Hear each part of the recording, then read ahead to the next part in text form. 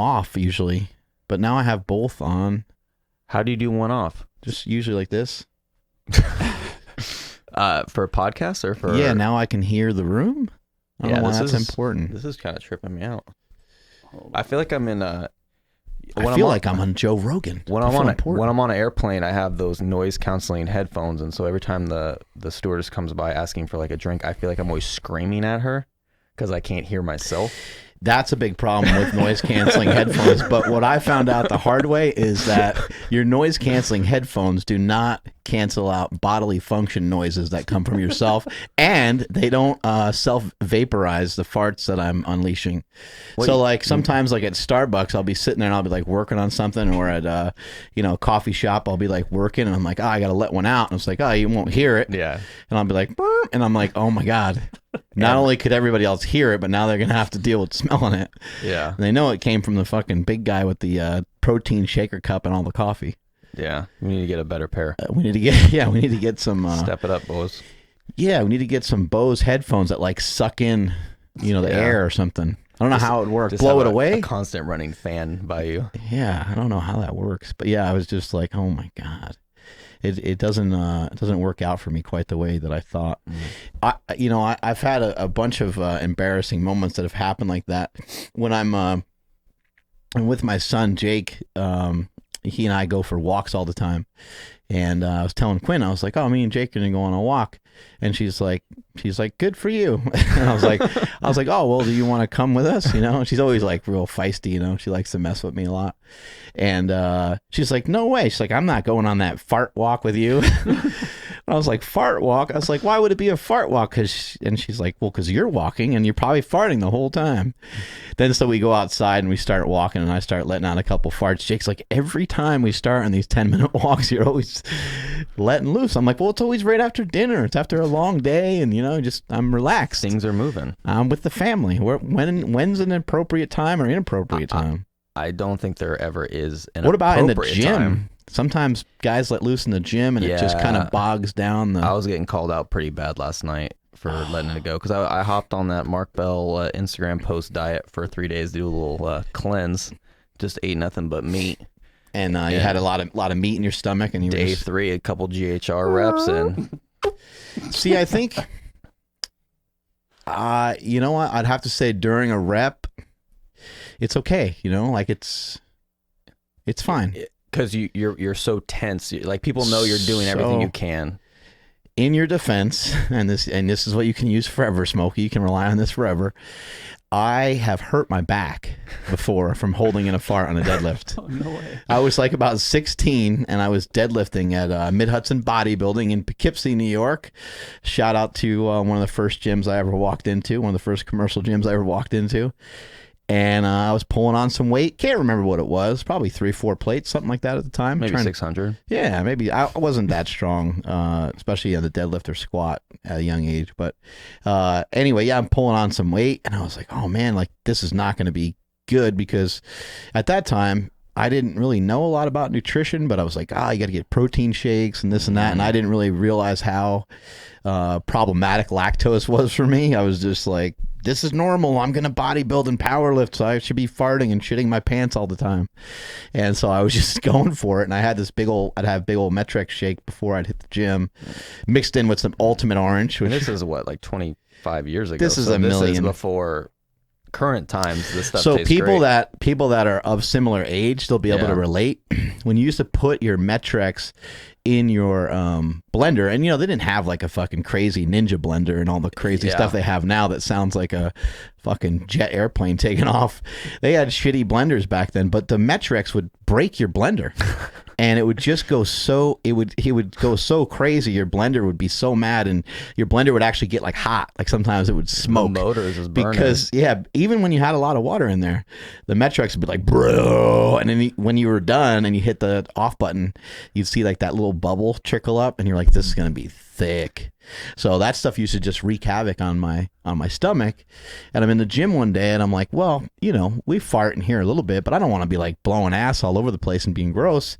So I tried to hold in a fart on like rep 3 or 4 of a deadlift. Totally blew out my back. So okay, I'll use that. I don't want That's to the I don't want to story. get injured, so I just got to let it out. That's the story of my herniated disc. Spinal. You got to let that fucking air out, Smokey. Yeah. Well, you know me, I make a lot of noises letting my air out before I hit the set. I do think that it's inappropriate in the gym, though, under most circumstances. I'd say go for a good fart walk. Yeah. Walk it outside, try to scrape it off. You know, you got to kind of wave it off. You know, you got to get the hand on the shorts and kind of shuffle it out of there. Maybe it's just the people you're around. Like if I'm in front of people I like and care about, I'll take the time. But if I just have no respect for anybody and I hate everybody, then it just doesn't matter at that point. What about girls? Does it not not matter because you're married? So yeah, you're just married. like, I think it's actually, it helps me. It's like a deterrent. Right, like it's like, oh, if I just keep farting all the time around girls, like no one will. Oh, you don't have to worry about them chasing you home. Yeah, Is that a problem like, as it is now? Oh, it's a huge problem. Yeah, it's a big issue. Ladies and guys.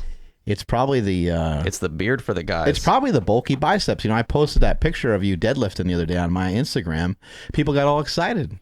Yeah, they're like, Smokey's looking jacked, and I was like, oh great, now we got to hear about this for I don't know how long, right, Andrew? I didn't bring it up once today. Well, now I'm concerned because you fart around me all the time. Oh, well, I don't want you to fall in love. Actually, thank you. What if he was just what if it got him excited? You never know. There's some freaks in this place. Yeah, there's going to be someone this is going to be the thing that gets him going. I mean, Andy will say something to me or I'll say something to her and she was like, you're so gross. She's like, I'm going to punch you. I'm like, any contact will be good. Just any of it. I'll take all of it. Yeah. She's like, you're a sick bastard. I was like, you don't even understand how much of a sick bastard. Keep talking. Yeah. I'm like, I'm getting hard right now. It's just getting warmed up. Yeah. She doesn't even understand how gross Does your wife understand how gross you are? Yeah, we've been together for 11 years, so she knows a lot of how gross I am. She knows you're disgusting. Yeah, she's pretty good about it, though. How's it worked out, you not being on the train anymore? Does that help? Yeah, it helps a lot. I mean, of course, you got to say yes because you're here at Slingshot now. But I meant from like a timing perspective. Yeah, from a time perspective, there were about 18-hour days because I had an hour each way commute, and I was gone. So 4 days a week, MIA. Up at 1:30 in the morning, home at like 7 or 8, and just trying to go back to bed. So I didn't, for 4 years I did that, and it was kind of crazy to think weekdays you could get things done because 4 days a week you didn't get anything done. No, you can't go to the store, can't go to the bank, the dentist, any of these like things that you have to take care of, the DMV or just anything. It's like a big thing, right? And then you gotta now I can get off work and like go to dinner with my wife or cook something. Like it's hard. It's a whole other thing. To be honest, it's why I brought it up. It's hard to get this guy to work, and so I figured we'd just bring it out on the air live. Just call me out. We might as well just air out his dirty drawers on live internet. I hope not. No, I'm kidding. Was it? You look back at that time, and is it kind of? Are you kind of almost shocked at you're able to still be really productive from a lifting perspective? Because now if you get sidetracked even just a little bit, or we just have a long day in here, you must kind of sometimes be like, how did I travel an hour and a half and then still go in and have enthusiasm to lift like a goddamn maniac? Yeah. Now you're traveling 10 feet from your office to the... It's kind of a trip. I don't think my training's obviously better. I'm around the team, which is awesome because I was training by myself when I was he's paid in the to say that, by the way. Yeah. Using all my Slingshot products. But it is different because I had a split shift, so I literally had like an 8-hour break during the day. So I would work super early, have an 8-hour break during the day, and go back to work and then drive home. So it was like the only thing I was looking forward to. Maybe that's the thing. I had like one thing to look forward to those 4 days, and that was it. That was to train. So you had to like really prioritize a schedule, otherwise you weren't going to be able. Did you bring food with you and stuff when you were doing the train stuff? Yeah. So the first few years, we actually had a per diem at the hotel we stayed at, which was pretty cool. You definitely gained some weight the first year, and then kind of realized, all right, I can't just eat like an asshole. I'm gonna tone it down, just do like hamburger patties and stuff like that. And then they got rid of that, so I started bringing my own food. And I had a gym membership, like a whole separate gym membership to a place up there and all that stuff.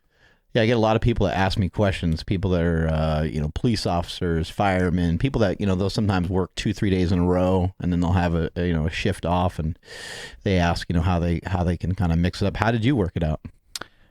So I I trained here still Saturday, Sunday, and so I worked four 10s, so it varied Monday through Friday. So if I was here Tuesday or Thursday, I would train with the team, and then I trained pretty consistently, 95+% of the time on Saturday, Sunday with the team. So I just did whatever I couldn't do here. So although I would watch you guys on YouTube and check in with the podcast and all that stuff that's going on, having definitely a FOMO, fear of missing out. I still get that, by the way. Like when I travel somewhere and I'll see like you and David Webb and some other guys lifting, I'm like, oh, fuck. I know for a fact you get that. I'm like, I need to go back to Sacramento. I hate leaving this place. I know you get that. And then at the LA Fit Expo, you weren't able to make it this year. And I remember you were like, damn it, why did I not go? I was like, because you couldn't make it. I was like, well, we need to figure this out next year. So. I did have a lot of things going on around that time. But, yeah. It is great to... I guess some of my point in bringing some of this up is like, regardless of your situation, you have to kind of create your own bubble. Yeah. And not let other shit or other people get inside that bubble, so you can do the things that you want to do the things that you love doing. What's something that keeps you motivated? Because some people, they get motivated by music, or some people are just. They've always been motivated from the time they're young. Is there like a mentor, anybody in your life, or anything that's happened where you're just, super excited to go train your face off every day? Yeah. So motivation in the gym, I like arms. I like biceps. I like feeling jacked, I guess. That's the thing. So whether you like lifting, I genuinely enjoy it. Yeah. And that's why I kind of like doing arms, because I can do bodybuilding movements, hypertrophy, and I literally feel like I worked out. Sometimes as we get closer to a meet, you're doing singles, you're doing things. Of course, those sets are extremely difficult, but after the fact, you're not feeling like, holy crap, I'm so drained. But when I do hypertrophy and doing those things, so I just genuinely enjoy it, and I actually really enjoy training with people I like.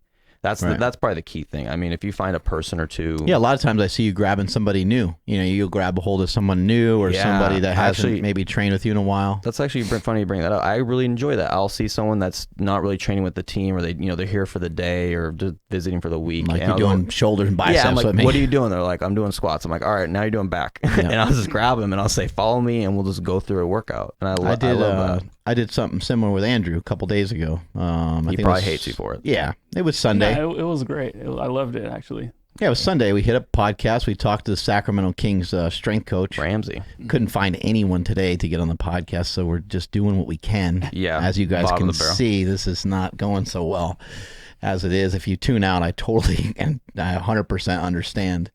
But yeah, I grabbed a hold of Andrew and said, hey, let's hit up some bench. The main reason why I did that, though, was selfish. I didn't want to lift. That's what's important. I think some of you guys listen to this that maybe you don't have a training partner, maybe you don't want to to train with people all the time, but it sounds kind of funny to say it this way, but use people. Yeah. Because it's mutual. You're using each other, and you're both getting a benefit from it. Encourage each other, and that energy is going to have you produce something that you otherwise wouldn't have been able to produce on your own. Yeah, it's win-win. Both. Just going back to the train, I was one of the people that had a gym membership, and I ended up getting most of the staff to get gym memberships because our shifts fluctuated, and I was like, hey, let's go to the gym today. And so I finally got to bring more and more people, and it was honestly, for selfish reasons. What's going on with your boyfriend, Lauren? You guys used to work on the train together after a little bit, right? Yeah, so Lauren and I met in college. Lauren with a Loren. Male Lauren. He's a very, very handsome guy. He's so handsome. He's 6'3", he's jacked, and he has the most feminine name. It's like rough. But super nice guy, though. Too nice. Possibly too nice. I have a couple stories where it went off on me, but I have a tendency to push people's buttons. He's got very large arms. He's got some huge pipes. Oh yeah, he blew out a bicep and he lost a lot of weight. Yeah, can't lose weight. Half the man he used to be. Yeah, but he's good. He's working. He made it with. He went to the police academy. He's working for a local police department, so it's really good to see him transition. But yeah, him and I used to work on the train together. You guys have like something going on, like special, right? It's different. Well, he was the stand-in best man at my wedding. I mean, how awesome is that opportunity? And does your wife know about, extracurriculars that you have going on with him? She knows. She just kind of rubs it off like it's not a big thing, but deep down it probably gets to her. It probably A little jealousy. probably some jealousy. Yeah. Hey, what do you think about this fucking Uber thing? This self-driving vehicle that it fucking killed somebody. Yeah, someone was crossing the street, and I think the self-driving car smashed into him and killed him. I fucking can't believe that. It was just some girl on a bike or something, right? Yeah, I'm not. I saw an image of kind of the layout of the map, and it looked like she might have been like jaywalking. Like, so it wasn't a cross. From what I could see, it wasn't a crosswalk. It wasn't like at a light. It was just like someone would be an idiot and like running across the street type situation. You know, you're not paying attention, and the car obviously can't react. I guess the same. You know, it's one thing if there's an injury, right?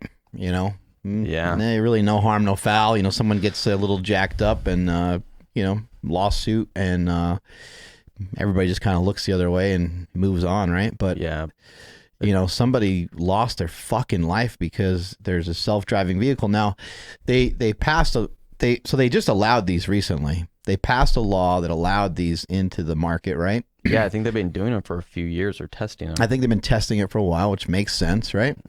But the self-driving vehicle has a driver still. And this car did have one. Yeah. It had someone behind the wheel, but I don't know what the fuck they were doing. Yeah, so on the report I read, it mentioned how many miles, I guess, they've done testing on it. And there was like 63 incidents in a ton where the driver that was in the passenger seat had to take control of the vehicle, which in the scheme of things is such a minute amount. Right. But again, that's 63 opportunities where, I mean, those are lives. And I wonder, it's not something you can come back from. Yeah, I wonder in this case, like if the person was able to react quick enough, I wonder how well that whole system works in being able to take the car back over. Yeah. Or if there's some sort of like other thing involved, you know? Yeah, it's the same thing, kind of like if you're on your phone, you can't react, or you're not paying attention, or changing the radio, or eating, or... That's what I was thinking. I was immediately thinking about the phone. Yeah. You know, Uber drivers in general, they're kind of on their phone a bunch. Like they're trying to poke in the address and they're trying to hustle to the next thing. And or using multiple Uber and Lyft, like they're doing both at the same time. They sometimes maximize. Yeah, they sometimes seem like they have, you know, multiple phones and stuff going. I mean, it just seems like they're distracted. Yeah.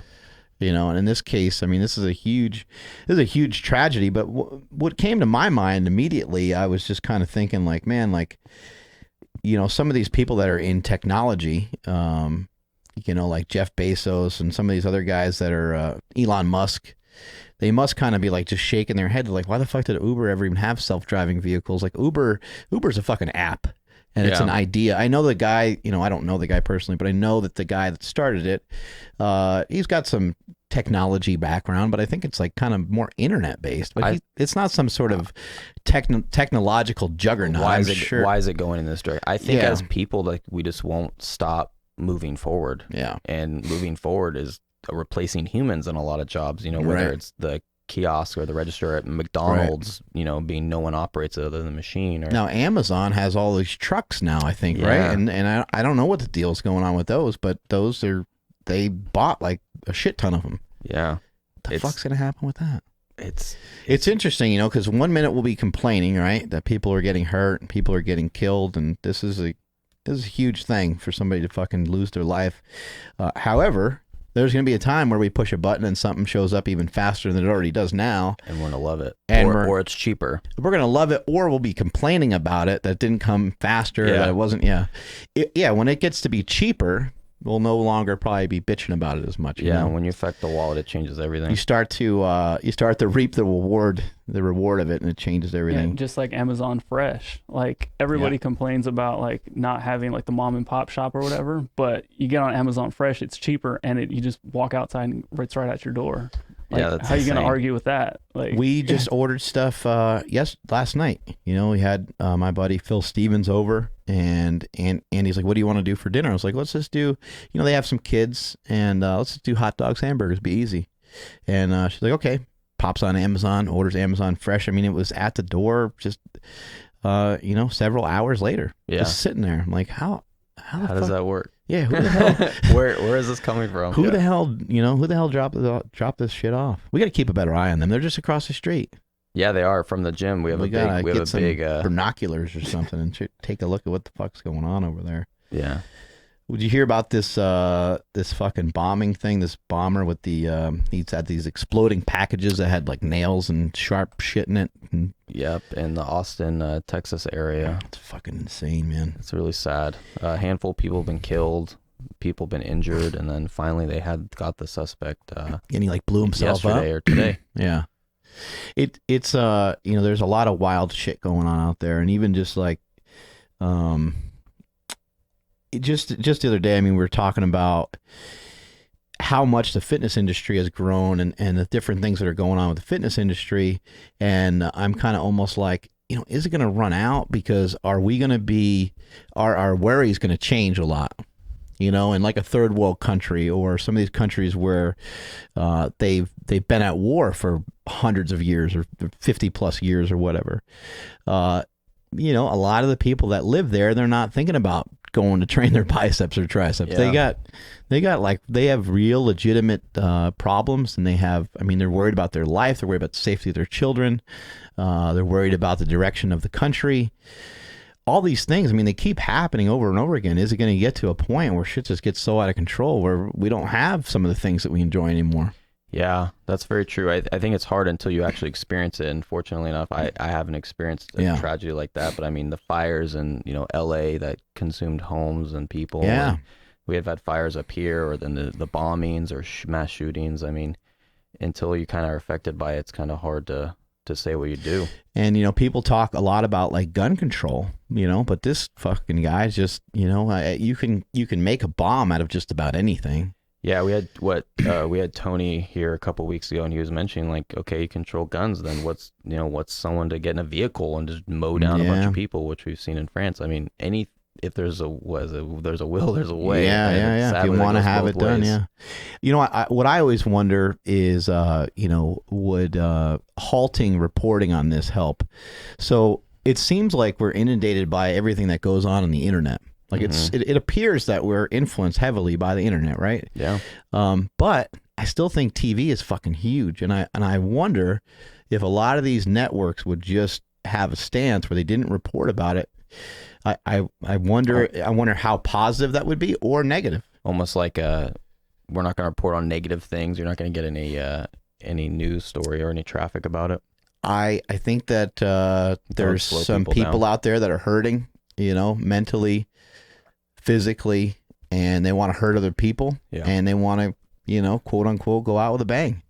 Yeah, they want to go out and they want to, I don't know. I don't know what goes into the mind of some of these people. I've never had, whatever mental situation these guys have going on, but it's getting to be crazy. The school shootings, there's another shooting in Maryland recently. I asked my son, I was like, are you scared to go to school? He's like, nah. And I was like, that's kind of the way you think though, right? You're like, it ain't going to happen here. As a parent, are you scared? Yeah, totally scared. Yeah. It's definitely scary because it just seems like you don't have any control over it, I doubt that, hopefully none of these schools get targeted. But you just don't know. You don't know. And it looks like to me that we're not really figuring out any real solutions to anything yet. Yeah. I don't know what action or actions have been taken. But they do fire drills at school, and they, so hopefully there are more things to have people aware. I know, stuff that I've shared with my children, if something looks weird, it's weird. Like does, I don't care how embarrassed or strange you think something might be. Somebody says something, does something, or you see somebody with a gun and you ain't sure. It's always good just to point it out. Someone might be like, oh, that's Mr. So-and-so. He's an undercover cop or whatever. Like, okay, well, we got it figured out. It's not just some maniac running around, It's crazy though, looking back. Like we have an age gap, but there's stuff I did as a kid that I'm sure that it was, it looked terrible, or what I said, could have been misconstrued, or. Oh my God! As a kid, you always talk about like killing yourself and running away from home. But nowadays, though, it's kind of gone. It's like they're two extremes, but it's like unfortunately you have to say something to prevent it. As a kid, as like a teenager, you get angry at a friend or something. I mean, I don't really recall, but I'm sure that I've said, oh, I want to kill that kid. Sure. Yeah. And I use the word kill all the time. Like I say it, oh, that guy got killed. And people are like, he died. You say it to us a lot. Yeah. Oh, I got killed. Or this guy got killed. You say it to the staff a lot. It's just, yeah. It's kind of just, I guess, a little bit part of my my lingo. But yeah, you can see how things could get misconstrued and stuff, and there's just a lot of weird shit to be worried about these days. Yeah, cyberbullying, kids getting text messages, and my daughter is only 10, and I'm sure Andrew can relate to this too.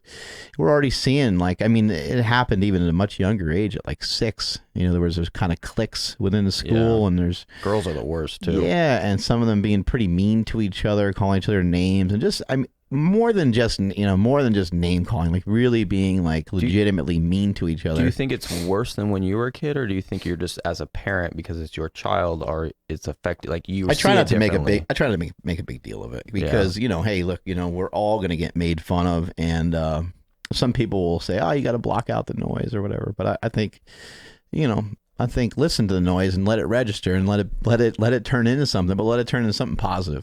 Yeah. If people are calling you something, if people are calling you dumb, people calling you fat, people calling you gay, or whatever these things are. Every word you just said, I heard was said to me at training yesterday, last night. Every word you just said, I think I was directed at me at some point. You can use those things as positive fuel. I mean, we shouldn't have to go through a lot of stuff like that, but that is life. We're going to be judged by other people. It's just kind of the way it goes. And I just think it's easier nowadays, yeah. With social media apps and whatnot. You can text it or tweet it, or there's apps now that you can send to people without showing who you are, and that's one of the leading dang, how do I get that? That so kids are using that for cyberbullying now. And that's what I kind of came to the conclusion. I feel like it is more apparent now because it's just easier. It's not face to face. I try to have my kids interact in person a little bit more too. That's what I've been teaching them from a young age, is there's not a lot of good things that can come from you guys texting people. No, there's a lot of personal traits you're going to lose. At this point, somebody, even at our age, something on social media, something somebody says to us can really hurt our feelings. Think about it when your mind is developing and you're 12 or you're 11. Maybe you are heavier than you want to be. Maybe you do have a lot of zits. Maybe maybe you're not a good athlete. Maybe there's some truth to some of the things that people say, and then they say it and it fucking hurts 10 times worse. Yeah. And it's what do how do you control some of that? I've tried to explain to my kids, it's not just kids that have a problem with social media. Oh, adults, everybody. Adults can't even handle it. So with an adult, you could say, hey, you know what? There's a certain age for drinking, and then people decide whether they want to drink or smoke. And there's certain things that adults do that, when you get older, you can make a decision to do some of those things. But there's, and adults seem like they can handle it. And if you were 10 and you had some drinks, maybe you wouldn't understand how to handle that. We all know that everyone can struggle with drugs or alcohol and all that kind of stuff, but you get to an older age and you can make a decision on your own on what you're doing. But when it comes to social media, it doesn't seem like anybody handles it all that well. No. Seems like everyone's got a fucking problem with it, Yeah, I think it's just so easy to react. It's when you're confronted with somebody face to face, it's a little bit more difficult. You got to be more methodical on what you're going to say versus, behind a keyboard, you just let it go. Yeah, and with social media, it's not whether it's drinking or driving, whatever. It's brand new to literally everybody. Yeah. Kids. That's true. That's true. It's that's the thing you forget. You forget that it's so new. Yeah.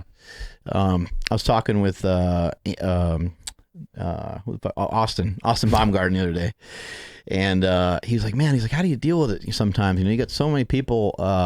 He's like, some people kind of spend their whole day trying to bring you down.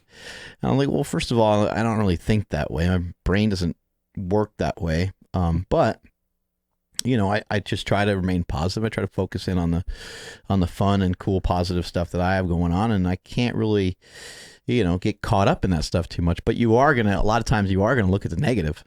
Yeah, it's kind of a trip. The last last month, it seems like things have been a little bit negative on some of the social media things. And then we went to the Arnold, and I was absolutely blown away by the increase of people that wanted to see you, and the increase of just, you talk a lot about diet lately, and some people want the big fat mark. They want the 330, bench and 600 pound mark. But the general public, was just pumped to see you and to walk around the Arnold or just be around town. It was absolutely amazing to see people, get a signed copy of your book, and they, lost 100 pounds or 50 pounds or 10 even. Yeah, the only thing that remains the same is change, right? And I always think you got to keep sticking and moving. You know, I think you have to change. I don't think it's a good idea to sit in the same spot. And I think a lot of these companies and a lot of these other people that are social media presence now and their presence in the fitness industry, they ain't gonna be around much longer. They're gonna come and they're gonna. A lot of them, imagine 5 more years. And a lot of them will come and a lot of them will go. The audience that we have has grown with us, and I appreciate that people, the people that are accepting to some of the changes, because I do understand it is a big change. But fuck, man, I couldn't lift that way and be that big for that long, and so of course, everything I do and everything that surrounds all that's going to change a lot. When you throw on a 4X t-shirt and you're bucking fat, the only thing you feel great about is throwing around some heavy weight. That's kind of your main focus. You're like, oh, this is what I'm good at. This is what I'm going to do. I got a family. I could throw around some heavy shit. So we're going to crank up some music. We're not going to worry about how high our blood pressure is. And we're going to fucking... What shade of purple you're getting today? Yeah. Turn gray, like not even purple, but get that gray dark thing I've seen going on you a few times. That's when I knew I was getting really strong. Ooh, there's a few sets I've seen you. I'm like, oh man, Mark looks like death. My buddy said it last night. But it was worth it. He said, right now, he goes, I'm very strong, but I don't feel good. And I was like, that's interesting. Yeah, that is kind of the way it works. So before I tore my bicep, I plumped up to 198. Plumps. I like that. I like plumped. And I felt terrible. Like I physically felt terrible. I walking around, pants, everything, but I felt strong. Those things kind of sounds funny, but those things they do chew at you. They do kind of nab at your psyche. There's nothing worse than when you go to a store. I mean, a lot of us, we're dudes, so we don't go shopping very often, but even the occasional time that you do go shopping and you try something on, you try on this, you try on that, and you're like, that looks bad. That doesn't fit. That looks worse. That doesn't fit. That looks terrible. And then you're kind of like blaming whatever store you're at. You're like, why don't they make stuff a little bigger? Or like, why do they make pants this way? Or like, you're all the cut. Yeah. It's a cut. And you're like, you're all frustrated and you couldn't figure out anything to buy, but when you're in shape and you throw something on, you're like, it's perfect. Good, you feel confident. Yeah. You feel a lot better about yourself. And that's the whole point on why we do a lot of this stuff. Speaking of, a couple people in the chat room. What's up? They're saying that Smokey looks jacked. Dang, this must be a good camera angle. Yeah. He does. How big are those pipes? You've measured them before, right? I try to measure them only once a day. So I haven't measured them today, but yesterday they were like 17-ish. I gotta say Give something or take here. A couple inches. I don't know who poured this water for me. Does it taste weird? But it does taste a little bit weird. But my main problem is I think somebody is trying to sneak some carbohydrates in here. Uh-oh. Okay, so it has a purpley grapish kind of thing going on. So it just hit me. So I fill up my 1.5 liters with some aminos. And so I think when I filled up my bottle, actually looking back, this is exactly what I did. It had a hint of it, and I just poured us both some water. Oh, so there might be. So you're looking out for me. You're not trying to sabotage. That's different. No. It's some buddy. Hug. Yeah, bring it in. Oh. You sure it's not a tainted supplement? I don't think he put his taint in there. The water was pretty high. It'd be easier to get to. Inadvertent carbs? That would be amazing if he just snuck in like. I didn't know there was pizza on this. 25. He just snuck in 25 grams of straight glucose in the fucking drink. Try to O'Hearn I'd just you. be like, it's like, hey, let's film doing a keto strip. Mike buried me with that. What was that? Mike was making his breakfast shake or whatever post-workout meal. And he had scoops of like just straight carbs. I don't know exactly what it was. It was like first form this and then like a bunch of other random like just weird ingredients. And he made one for Mark, and he's like, I promise I'm only doing 1 scoop, and he throws 2 in there. Oh. And it was just straight carbs, and it like hit me like in the side of my head, and I was like, my head was floating around the room. I was like, oh my God, what the fuck was in that thing? He's like, we're gonna make, what do you say? We're gonna make babies, and he dumped in a bunch of wheat germ. I don't know what that was about. Yeah, that doesn't sound appealing. I don't know if he meant that he and I were gonna make. I mean, I was excited. Yeah, but then you're easily excitable. Yeah, because he had not said much that, happened though. Yeah, he was talking about like he might be like interested in making a baby, so he's taking all this wheat germ or whatever, so he threw it just a ton in Mark's shake, but not his own. Probably his own too. Yeah, it just was funny that I love when people are like, "This is so good for you." Like, so I'm not gonna take it. You should take it. It's actually really funny. He had me make his shake, and then he made my shake. Yours just like avocado and steak. It was it was kind of weird, but we blended his up right there on the spot, and when I'm scooping it out, he's like, hey, he's like, you got to go really deep with that scooper. He's like, we need some big gains. He's like, that's just a level scoop. He's like, who does that? He was so mad. He was like, you got to get in there. The whole thing. Yeah. He's like, you got to get it like really, really full. It was actually really funny. But then he takes his and just boom, downs it. And then he's like, okay, you're up. And he just said, you got to slam it. That's the only way he does it. A full shaker? Yeah. That's a lot. What was it, like, I don't know, 25, 30 ounces of I think liquid? a shaker's like 24. Boom. We filmed it, and I have pictures of it too, but yeah. I had to take a sip of it first because I knew it was going to be sweet. And then he's like, oh, you didn't chug it. And he's like, you ruined the whole thing. Start over. I don't know. You can't taste it. You can't figure out what's inside. You got to just chug it. Mike's one of those guys where you hang around with him long enough and you just start to like want to know everything. You're like, how's he doing any of this? You're just like, well, I don't get it, Just everything he does, whether in and outside of the gym too. Yeah, just I mean, he's a good athlete. He's a good looking guy. I know people, we're always talking about the steroid thing. People are wondering what he's on, if he's on anything at all, because he's said that he's natural. He's been saying that for a long time. People are just confused. The guy's 6'2" or 6'3". He's 250, 240. Yeah, right now I'd say he's probably about 250. It's interesting, man. He just has a lot of muscle mass on him. Yeah. So all I can see right now is his forearm, and I'm like, how do you get those veins? He's just very influential. You hang out with the guy for a little while, and I'm really excited for people to see the video that we have coming up. Andrew got to witness it firsthand, but I think people are going to be. It's going to change a lot of people's minds. People that maybe previously didn't like the dude or just think he's fucking pompous or whatever, they're going to watch it, and at the very least, they're just going to appreciate him a lot more. Oh, He's that's cool. Dedicated motherfucker, man. That guy's been going at it hard for a long time. And, I don't appreciate people lying about, whether they take stuff or don't take stuff. But, a company motto, company-wide for Slingshot is always, how does it help? How does it hurt? That's what we always talk about. That's what we say often. How does it help any for him to go out and say that he does it? How does it help? How does it hurt? Now, you can also look at it from the flip side. If he is taking it and he's lying about it, well, then maybe some people are losing because they have this hope that he's natural and that they can get that big, and maybe they can't, but still they're chasing down a dream. Maybe it helped the first 10 or 20 years of his career, and then at this point it's been going on so long that no one would care. Yeah. I mean, whether he takes stuff or doesn't take stuff, he's competed and lifted with many people that have taken stuff. Dang, preacher crawl. He's so jacked though. Like, it doesn't make sense. It doesn't really make sense. Like I think a lot of this stuff doesn't really do it justice on how big and jacked he is. I think that when he comes up here, I think he's supposed to come up here in May. Yep. When he comes up here, you'll really see, because then you'll see him next to me, you'll see him next to the other guys, and he's just big. Yeah. Fucking big and jacked. I hate him. That son of a bitch. You were talking about sneaking in your carbs on me over here. Yeah. No, just some aminos. It made me think of John Anderson. John Anderson has the great quote of, he said, those sneaky little bastards are everywhere. The carbs. That's his quote about carbs. John is, you talk about a war on carbs. He's really had a war on carbs for a long time. For a long time.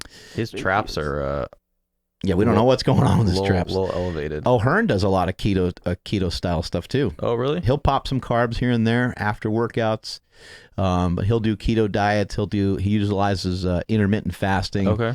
Regular forms of fasting. He trains at like 4 a.m. So I mean, imagine not getting up at 2 or 3 to eat. He's got a pretty good schedule. So the early training is kind of wild, but he feels for him that it is something that separates him apart, and it's I get it. It's something that keeps momentum for him and keeps his spirits high and keeps him feeling like he's kicking everybody's ass. Yeah. When really we know it doesn't really matter when you work out. You work out. At Venice Golds, I can imagine going at noon or 5 o'clock is going to be impossible, especially being who he is. So I would imagine going at 4 is kind of necessary. There's definitely just something, period, flat out, to having discipline and adhering to that discipline of doing something repetitively, the same way, the same time, all the time, day in, day out. Yeah. He gets there 4 days a week. I believe he said 4 days a week at 4 a.m. So when we got there at 4, he showed up a little bit later. He showed up about 4:15. We did an hour of tricep work and then about an hour of bicep work. That sounds amazing. We were just kind of going from one thing to the next. He doesn't get tired. He did like over 60 reps of 315 reverse grip bench. He did like 5 sets of 12 reps. Wow. And he just, the entire time, once you kind of see him training, and just pulling up some really cool pictures of him.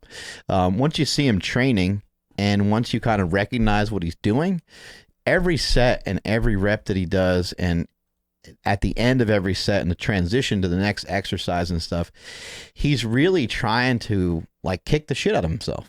He's really trying to step it up a notch. So for example, on the dips, he did like 2 sets with like 1 plate hanging between his legs. He did, 1 set with 2 hanging, and he was like, all right, time to finish it up. This was a great training session. And on the last set, we were doing sets of 15 on the dips. And the last set, he's got 3 plates. And it was the only time during the entire workout where he even really struggled a little bit, but he, still got them all in there. He's just an animal. Yeah, it seems, I know you've commented before that you rarely hear him make a sound even, or like he doesn't show like he's struggling, doesn't show like he's really trying, but you can see him. He'll ask you, he'll be like, why are you making that face? And what are you doing? He'll be like, what are you doing? You're like, well, it fucking hurts. Yeah. The reverse grip was really hard for me because it's hard for me to get my hands under that way. Yeah, I bet it's probably something if you do it for the next 3-4 months regularly. We do a lot of things that, we get stuck in these waves where we're doing the same style or same hand positioning or whatever. Yeah. And the second we change it, it feels terrible. He did just kind of bare bone stuff. There was nothing complicated. We had Ben Pekulski here too. It was the same thing, basic. Yeah. You don't need complicated. A little bit of flair on some stuff. Yeah. Oh, absolutely. Yeah. Because Ben, scientific aspects. Yeah. Well, and Mike is similar. Mike, he's got these angles and stuff. And he wants to hit things a certain way. I mean, ideally for him, it's all stuff that's his way to showcase him better. Sure. Which you get that idea once you start doing some of these movements. You're like, oh, that's what suits him best. So that's what we're rolling with. But it was a really cool experience. But my point is that your lifting, your exercises, they don't have to be fancy. They don't have to be super dangerous or super crazy. If you want to get the benefits of getting a good pump, you can superset back and forth between stuff. That can work. But I've tried a lot of stuff like that sometimes, and sometimes it feels like you can't. Like you're like, where's that pump? I can't get the same pump that I want. And what we did when I was training with Mike is we just fucking hit it hard. That's all it was. There was a good amount of intensity to it. We had 4 people, and we kept rotating. We were lifting with my brother and lifting with his training partner as well. And we just kind of kept going in the rotation. There wasn't a lot of breaks, but we weren't at some crazy speed either. So it was just like, it was good hard work. It was a good training session, and once I saw that from him, and then I saw that from Ben as well, it just reminded me, like, you know what? Sometimes you're just trying to confuse this shit too much, and maybe you should just stick to a little bit more basic protocol. And I love getting around these people. It gets me fired up, gets me excited, because now I can share that information with you guys. Yeah. You know, when I was working with Rosemary the other day on her deadlift yesterday, I was like, let's keep it simple. Fucking stay here. You know, she's like, oh, I want to burn fat. I want to, it's like, okay, that makes sense, sure. But that's not what we're doing right now. We're going to work on strength. Strength is going to help give you an opportunity to be able to handle more weight more often. And because you can handle more weight more often, you build muscle. And because you're building muscle, you'll be able to burn off those extra calories that you want to burn off. So let's focus in on that. When you're done, if you want to have a finisher that just fucking burns out some calories or trains a different energy system, then we can focus in on that. But we can't focus in on 3 things at once. Yeah, sometimes I get a little, like, I envision what I'm going to do for that day. And sometimes you'll throw a wrench at me, like, oh, no, we're doing this. And in my head, I'm like, fuck, like, I can't, like, no, I'm not supposed to do, I need to do 5 sets of 5, right. Or I need to do whatever it is. You're like, no, we're going to do 8s or whatever. I'm like, no, it's impossible. From a mental side, that's where things get to be great. And that's where we go back to that 4 a.m. training session, you know. I was just encouraging my brother. I was like, you should train with him at 4 a.m. He's like, fuck, man. He's like, that's early. I was like, yeah, but it's just kind of cool. Now, when he comes home, he eats and he goes to sleep. Oh, takes a nap? Yeah, he goes to sleep for like 2 hours. He's like, no one's doing shit at like 8 or 9 o'clock in the morning. He's like, all they're doing is getting to work. Yeah, all they're doing is getting to work. They're just taking a shower or whatever. So he's like, I go to bed then, and any phone calls or any other things I need to do for the day, I get the whole rest of the day. He goes to bed at like 7 though. Yeah. I was like, fuck. That's pretty I mean, I wake up early. That's lights on, or that's sun's out. I wake up early, but I'm not training that early. I don't know. As I get older, I'm sure I'll fucking lose my mind more and probably train earlier. I'm looking forward to that. You never know, man. I don't know what's going on in fucking powerlifting. That's the thing. The question of the fucking day is, did you see that 11-13 squat? Yes, Vlad. I can't even. I'm not gonna butcher his last name. Something. Yeah, Al. Vlad, strong as shit. So yeah, he did a 1,250 pound squat years ago, and it was a decade ago. It was fucking 2008. It was 10 years ago. I can't believe that. 10 years ago. So he did this in a multiply lifting. He did a multiply suit. Yep. And, when you can wear a multiply suit, just so people kind of understand, the suit is very, very supportive. He had a wide stance. He's got some knee wraps cranked on. And multiplies, he's got briefs under that?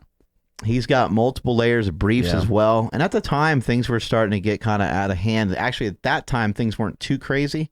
Things weren't too out of hand, but back in the day when they had the WPO finals and some of these things, these guys were wearing, 3, 4, 5, it got to a point where no one cared. They were just like, hey, you know what? You wear what you want to wear and I'll see you on the platform. We'll figure it out afterwards, So I don't know what he was wearing exactly in that case, but yeah, I'm sure he was definitely wearing a pair of briefs. He was in that old school Inzer canvas suit that was just, thing's bulletproof. Yeah. I was never able to use that thing. Do you have one here? I feel like I've seen the white. Oh, yeah, we have them. Yeah, we have them here. I was never able to use it personally. I don't think I ever got the right fit or whatever. It was kind of hard to figure out for me. But, it was amazing seeing him do that squat so long ago. And I think at some point, he disappeared. Now, that guy deadlifts 900 pounds too. Oh, I did not know that. That's insane. I don't know where his bench is at, but he fucking deadlifts. That's all that matters. Yeah. Yeah, so 08, he does 1250. And then last week at Pro Raw, I believe it is, in Australia. So he disappeared. He literally disappeared for a long time from the lifting community. I didn't see anything from when he did this 1250 at the time. He was training with, I believe he was training with Westside Barbell. I know he did some training with them a little bit here and there. And this is his 925 deadlift. Jesus Christ. When was this? Same meet. Oh, okay. This is after he squatted 1250. Got it. Jesus. That was amazing. So the only hard part was that last inch. Yeah, he really, that's what she said. He really just ripped it off the ground. I mean, this guy's been on fire for a long time, but he kind of disappeared and didn't know what happened. And then I heard that he broke both his legs or fucking tore both quad muscles or something crazy. Needed a long time to rehab. Jesus. But, while he was at Westside, they said they never seen anything like it. They've had, Chuck Vogapool and some really successful lifters there, some people who've done. By the way, ladies and gentlemen, we will have Chuck Vogapool on this fucking podcast. So that'll come. It's going to take a little bit of time to figure out how to get him here. He doesn't like all this stuff. He doesn't like all the cameras and stuff. He's like, Smelly. He kind of looked around. He was all nervous. He's like, I'll do it for you. And he like didn't even want to say it, but he said it anyway. I was like, oh man, that took a lot of courage, even for him just to spit that out. Maybe we'll remove some of the cameras and get rid of some lights and film it from a phone. So it's low key. It's an interesting thing because the guy certainly loves attention. We all do. Sure. Somebody that wears a beanie that has fucking flames on it and smashes their head into the bar and screams is somebody that's obviously I did the same thing in my lifting career. I'd like to make some noise because I'd like to kind of say, all right, well, I got these 10 seconds to fucking showcase myself. Hopefully these people are excited, and hopefully I can get some people making some noise for me, so it'll make it feel better. I'm kind of fired up. Yeah, trying to figure out a way to talk myself into lifting weights that I probably shouldn't be lifting in the first place. But yeah, so Vlad disappears from the sport for a long time, comes back, comes out of nowhere. It's not like we've seen huge lifts popping up from him on Instagram, or I haven't seen anything like that. He disappeared for a long time. He comes flying up out of nowhere, and in Australia he squats 1113 without the suit on, no suit, and just knee wraps. Yeah. And fucking Ed Cohn was there, and he filmed it. Pretty cool, huh? Yeah, I thought that video was awesome. Ed Cohn has seen every lift imaginable. And he remembers a lot of lifts too. I've overheard him speaking to people, and they bring up, "Oh, I was at this meet or saw this," and he'll bring up the numbers and what happened, what attempt it was, all that. Is this the first 1,100-pound squat, or someone else snuck one in there first? Right? I think someone else did. Somebody else nailed like an 1102 kind of recently. I love that it's 1113 too. It's just like that's so much more weight. Like 1113.33 maybe or something like that. 505 kgs, man. This is an insane lift. For those of you who are not watching on YouTube, we're playing the video right now, and he's got a real wide stance, and he just pushes back into it, much like the way he lifted in his suit. There's a lot of different angles of it on the internet. The main thing about this particular squat is, as he comes back up, it looks like he has a hard time kind of standing up all the way, but then he kind of balances it before he puts it in the rack. It looked like a very legitimate squat to me. It doesn't look questionable at all. Depth-wise, it looked like he put it where he needed to put it. It's so hard to judge some of these guys too. These guys have huge legs. And you'll have those people that are kind of like, it's 1113, just give it to them. Well, we don't want to get in situations where we're lowering the standards too much, but at the same time, it's very difficult for a judge to call it properly because the judges are all fans or former lifters or current lifters, and they're excited. And you're part of it. Yeah, you're part of it. You can't help but hear the crowd and all that stuff, and everyone's getting all and then you're gonna be the guy that red light. Oh yeah, it's fucking beautiful squat. Well, and then you have at the Arnold Festival, you got Ray. Fucking Ray Williams. The guy's indestructible. Squatting 1,069 in sleeves. Yeah, Ray Williams, he's a young guy, but he's starting to really accumulate some longevity, which I got to be honest, I didn't think it was going to happen. The way that he lifts very, very heavy, very often. He brings it at every fucking meet, but when you look at his training, he doesn't train. His weights are always crazy because he's a big guy and he's strong as shit. But it's unbelievable the amount of weight he's been able to squat. I mean, how many 1,000+ pound squats has he had? Oh, dozens. I mean, how often did he hit that? Yeah, I mean, he's probably hitting 1,000-pound squat at least once or twice in every meet. Yeah. Now, and then from here on out, if he continues to get stronger, he'll squat 1,000 pounds or more probably every meet. I think Vlad, when he did his 1113, I think he opened up with something pretty light from what I've heard. It was 9 something? It was like, when I say light, I mean like relatively light compared to the weight that he ended up hitting. That's always a tough thing to play when you're trying to figure out those things. But what I find fascinating, first of all, the difference between Vlad's squat from 10 years ago. I mean, that's just fucking awesome longevity. I don't think the guy was young when he did his 1250 either.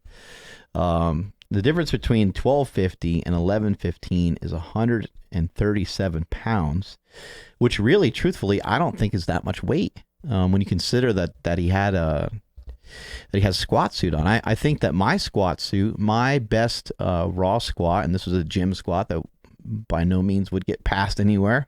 My best gym squat was 700 pounds, and my best squat in a meet was 1,080.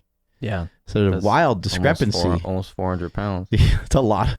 That's a lot of extra kickback that I got from that suit. Now I also never tried my heaviest squat when I was my biggest and my strongest raw. So, yeah, the stories of you in gear, it sounds like, like there were times you literally load up 4 plates and start in your suit. Yeah. Like you wouldn't even. Yeah. I didn't do a lot of raw training then. I do recall there was a time when Donnie Thompson was like, you need to get out of that suit and not mess with that weight, not mess with that thing all the time. And I recall doing 7 plates for a couple reps. I don't even know if I had knee wraps on. I think we were like squatting off a box or something like that. Okay. So either way, though, the most weight I'd ever think that I was capable of doing might be 750. Like that would be like, raw, and so that's a huge discrepancy for him. All these years later, he gets 10 years older. He takes off his gear. He had multiple injuries along the way. And he's still able to still squat an all-time world record under different conditions. It's insane. It's fucking crazy. I mean, one of the only other people I know to do anything like that was Matt Wenning. Yeah. Matt Wenning did a 1197 squat in multiply gear, and he did like an 865 squat, somewhere in that neighborhood, 865 squat in just a pair of knee sleeves. And at the time, it was a world record for that weight class. I can't remember if he was like raw unity. He must have been, he must have been 308. Unbelievable, though. I mean, it's just crazy. And then the discrepancy the difference in weight between Ray Williams and Vlad is only 44 pounds. What lift do you think is more impressive? Raising knee sleeves, that alone is a huge thing. He walked it out. That's another factor. And it was US APL, which, the rules and regulations are a lot steeper. And then also... and I'm not trying to take away from Vlad's whatsoever. He's going to be pissed. Yeah, I'm sure he will. He's going to track you down. But, that's just beyond impressive. And he absolutely murdered it, too. Like, it wasn't shaky.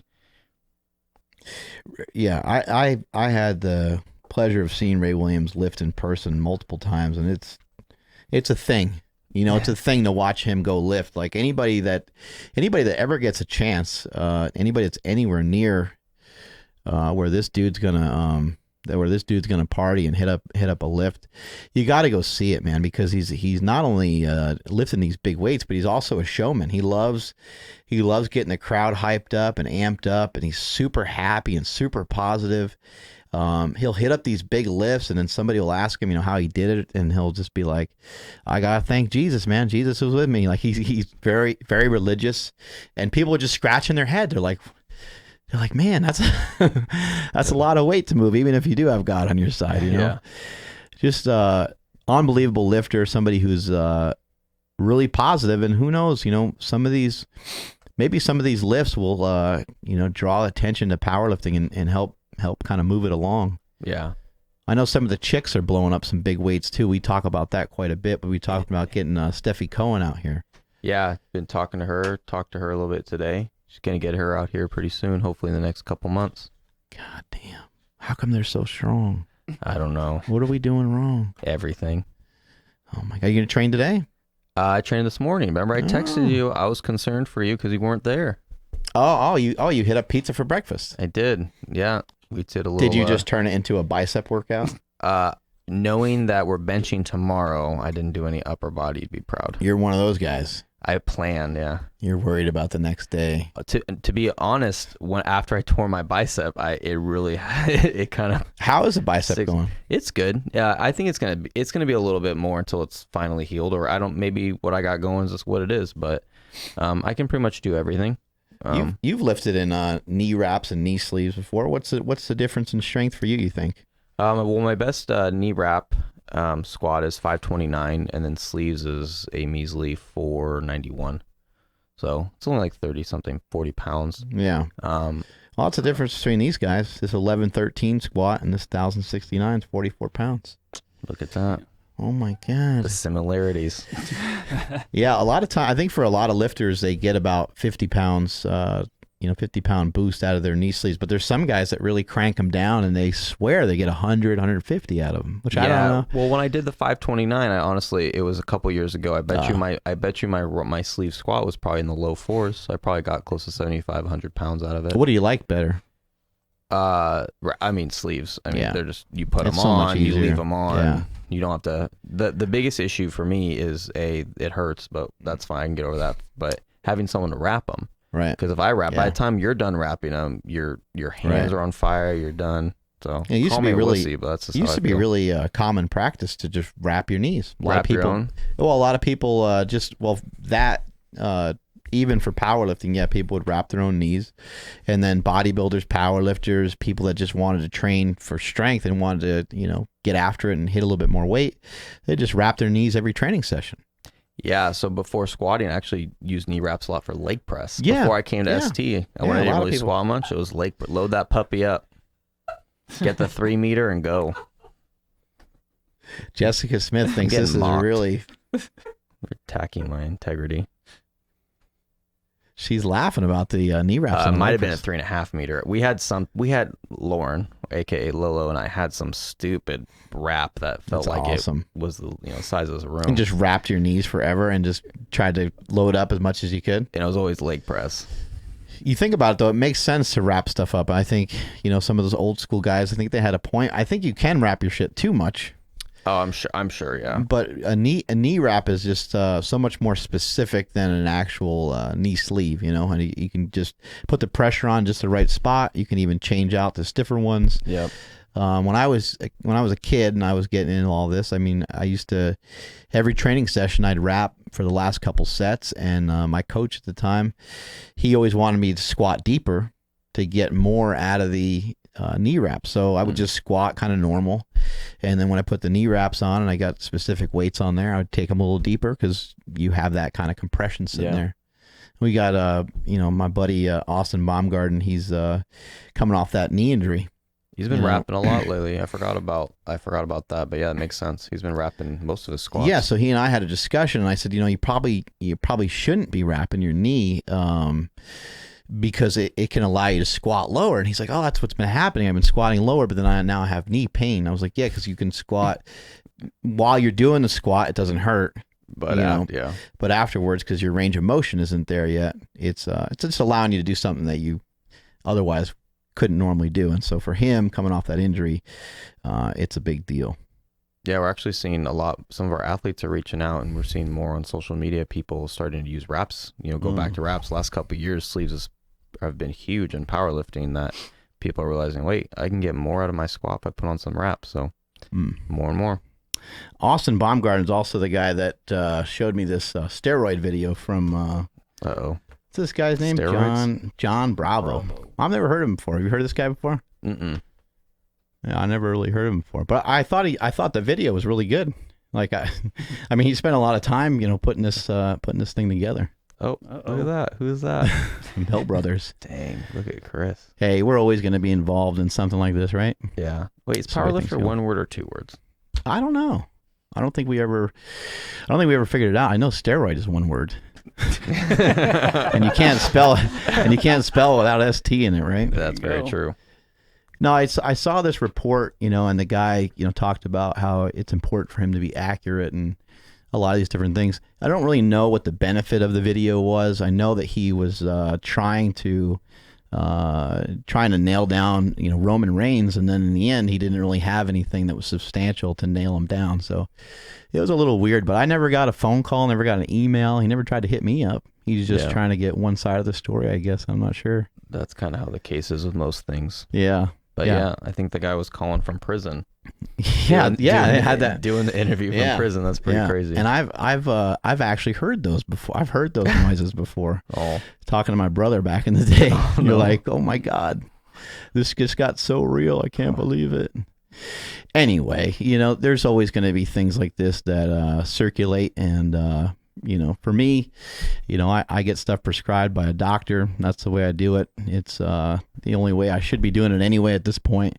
I'm old, I'm falling apart, and this whole thing with Richard Rodriguez, he was claiming to be a doctor, so a lot of people were going to him, and then he started an affiliate program the way that a lot of other people do, via a lot of supplement companies use stuff like that, and he was doing the same thing, and so some people were kind of off the races with promoting it. I never did anything like that. I did make people aware of it because of the movie Bigger, Stronger, Faster. People ask me about steroids all the time, so I've told people about it before and stuff like that. But I always just tell people, go hit up somebody else. Don't be bugging me about it. Anyway, I thought it was a good video. Yeah, it was filmed very well. I gave it a like on YouTube. Did you? I did. You gave it a thumbs up. I did. Well, that's good. I gave it a thumbs up. Got to put that in the comments. I think I should. Anything else? No, that's about it. All right. Well, I think that's it. Andrew, anything else? Any questions flying in from these fatties? Not too much. Just Scott said he joined the war on carbs. He's down 15 pounds. Wow. Yeah, and then 15 pounds. That's a couple great. More people talking about Smokey. Oh my God. Are they positive or negative? Positive. So I forgot to mention. I posted on my Instagrammers that I lost 100 pounds, down 100 pounds. My absolute fattest was 330. I think I actually was like a little bit more than 330, but I don't want to talk about it. Well, people asking for poop stories. So now that you're down 100 pounds, anything new? Oh yeah, how is it? How does it all function the same? Great question. So the main, seriously, I mean that's crazy. So the main thing is, before some of you guys came around, you might have been around for some of the beginning parts of this. I used to always talk about, and I would think talking about blowing things up isn't like a great thing to talk about anymore because people are actually blowing things up. But I used to blow up the toilet at Starbucks all the time. Yes, I was very well aware of that. Yeah, I'd make references to it on Facebook, and then I was just blowing up bathrooms left and right, kind of like wherever I'd go. I would call it going public, and I would like write about it on Facebook, and I'd talk about it in a bunch of different ways. And then at one point, I got like so into it that I was gonna like make a book. I'm like, I need to make a book that that rates the different toilets like in the area. So when I travel, if you go to Columbus and I hit up this gas station, don't go there. The fucking bathroom's gross. It sounds like a star great system app. or a toilet system, right? Yeah, Yelp like an for app. toilets. Yeah, and people were that has to exist. People were asking about. I mean, that's kind of how the Check. poop story stard on the podcast in the first place. It all originated from my ass in the very beginning phases of it. But yeah, my shits used to just be horrific. I'd be in there forever, just blasting it out. And now, not all my shits are tapered, but they're getting closer to that point. That's good. Do you think a few more pounds? You think it's a lot neater, a lot easier to get back there. So that was actually one of my main questions. Yeah, no. I mean, you're not. I know for a fact you're not flexible. Nope. And then you add an extra 6 inches on each side of your body. How are you getting back there? Or are you a back to front? Mm-hmm. You're a back to fronter. I don't know. No, towards my balls? Yeah. No. I don't go towards my balls. Okay. I'm worried about that. I would be too, yeah. I don't want to get poop on my nuts. That'd be disgusting. It's like a permanent tan. Yeah, it'd be disgusting. I at this point, with my special toilet lid, I don't even have to wipe my ass. Yeah, you probably haven't wiped in like 2 years. Well, so sometimes I gotta wipe, and I'm so frustrated about it. Like I had to wipe before I came here because I pooped at Phil's. So maybe you need to. Some things never change. You need to design a portable bidet. So that's what I was thinking. That you I could picture myself. I'm like getting on the airplane, and I got my headphones on with me. I got my water bottle. I got my backpack on, and I got my fucking toilet lid. That's kind of like wrapped around my arm, and I sit next to the guy. What if it's one that like can connect to any faucet? Yeah. Faucet so you shit right in the sink. Well, no, you shit in the bathroom, but then you go into the main area, and that's where you wipe up, or that's where you hose off. This is a brilliant idea. We're getting a lot of good ideas. It needs to be thought out a little bit more, though. I don't know. Does it? Cena and I Just a had an hose. idea a long time ago for the clear toilet, and we're still in production with that. Then we decided we needed clear floor, and it just the money side of things Yeah. got a little out of hand. But he and I both have a lot more money now from the time we You talked could probably about do it. I mean, back then when we had the idea, he was just eating expired protein. So For free, right? yeah, I hope so. I hope it was for free. Yep. So down 100 pounds, feeling good. Health wise, I feel really good. I feel like I got a lot of energy. I feel better than I ever have before. Now the next thing to figure out is how to continue to get healthier and how to continue to get stronger. So I don't really have a desire to really continue to lose much body weight, although that may happen, and if it does, I'll just like let it take its natural course. Yeah, I guess if I'm trying to make sense of some of this, so carnivore diet, a lot of things fall into place really well with the carnivore diet, because you've gotten rid of a lot of other things, a lot of other foods. You removed a lot of other foods, and so therefore, what your body's trying to do, and some of the vitamins and minerals and stuff like that, they don't matter as much, because vitamin C and a lot of these vitamins and minerals that we thought were really crucial, they've only been tested on people that are already kind of quote unquote sick, or people that already kind of have a poor diet. And it's not like you don't need vitamin C, but there is vitamin C in beef. There's so anyway, once you start to get, if you're going to do the carnivore diet, you kind of have to be all in. Doesn't make sense to really bubble around it too much. Although I've had some success recently mixing in a little bit of stuff here and there, but the next goal is to bring down the amount of fat that I take in a little bit and replace a little bit of that with carbohydrates. And what I'm hoping is that I'll get a nice mix of being stronger and having better performance in the gym, and maybe even putting on like a little bit of size, maybe even putting on like a little bit of muscle, because somewhere along the line, when you're trying to, get like when you're trying to look better aesthetically, you're thinking, oh, I'll just weigh less.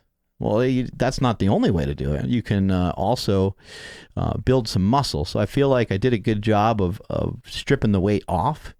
And not that I necessarily am going to try to intentionally gain some weight, but I'm going to be eating sweet potatoes. If you never tried a Japanese sweet potato, you have to try it because it's fucking unbelievable.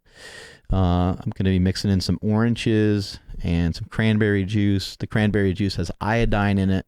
It also has a little bit of potassium in it. And I think, bringing some of these things in, I think will help me a lot. I get a lot of questions about fiber. I haven't ever really noticed a big difference with fiber, but I also am not somebody that's ever really taken in large amounts of it. I don't think I ever gave vegetables enough of a chance for me to ever figure out how to digest them all that well. Never gave them a chance. Yeah, I eat them, but I don't eat them regularly. I do the carrot thing. So you eat a salad, like you get with some meat on it or whatever. Yeah, so some of that stuff sometimes is almost to be a little bit more social and just to kind of like... it's like getting the club soda when you're out versus drinking water. There you go. There you go. Yeah, just... sometimes it's just to have food in front of you because everyone else, ordered an appetizer or whatever it might be. But what I've learned, going through this whole process is that it takes a really long time. And I was going to make this kind of long ass post on Instagram, but I was like, I'll save that for some other time and try to explain it better some other way. But it's not that the dieting is hard. It just takes a really long time. And so that's where the difficulty comes in, because if I'm working with Smokey and I've worked before on him dropping some LBs, and I say, hey, here's the 15 foods that you're allowed to eat over the next 2 weeks or whatever. And he does it strict, and he starts getting all fired up, coming to the gym, training every day, doing a little bit of cardiovascular training as well. And at the end of 14 days, he's like, I haven't lost 1 fucking pound. And so that's where it starts to get to be hard. Then the next week, maybe we make some alterations, and then you lose like 2 pounds. And you're like, I've been on a diet for 3 weeks and I lost 2 pounds. Yeah. Then we make some more alterations and maybe you lose another 2, right? But then 2 weeks later, you gain 2 again, or a week after that, you go on vacation, or something, you get injured, something, you tweak something.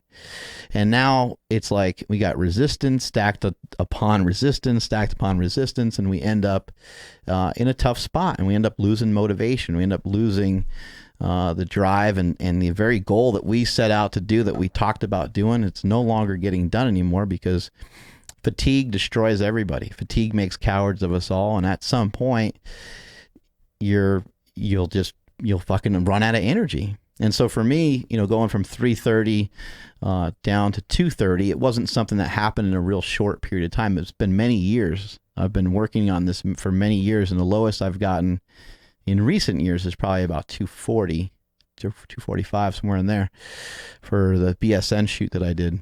Yeah, I remember that a while back.